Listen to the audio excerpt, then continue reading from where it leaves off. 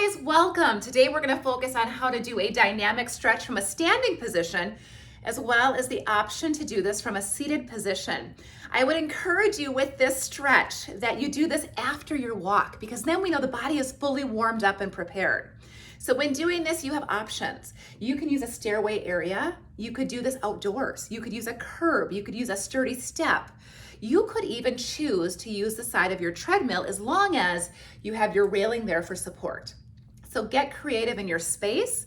I like this stretch because it's a way to really isolate the calves when stretching, as well as strengthening and stretching your shins. So here's what it looks like as far as form and technique.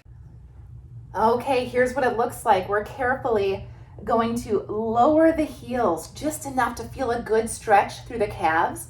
And then as you exhale, I want you to lift up with strength. And then very slowly, you're going to inhale, lower the heels just to where you feel a good stretch, but never to the point of pain. You'll do a couple repetitions at your pace, listening to your body, feeling the stretch.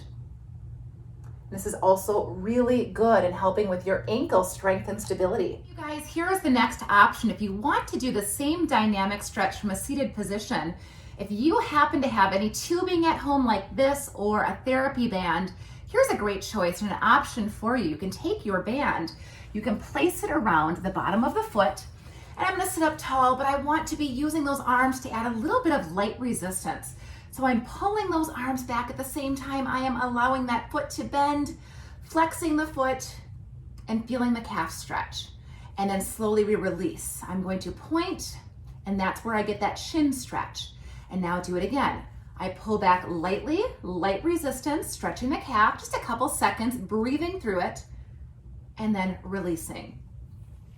So just a couple repetitions, slow and controlled with that. If you don't have a band or tubing, the other option would be get creative. You could use a towel. You could just roll up your towel, place that around the bottom of the foot, and go through the same motions. I'm going to press forward and then slowly flex as I add that light resistance, just enough to feel a good deep stretch. But remember not to go to the point of pain.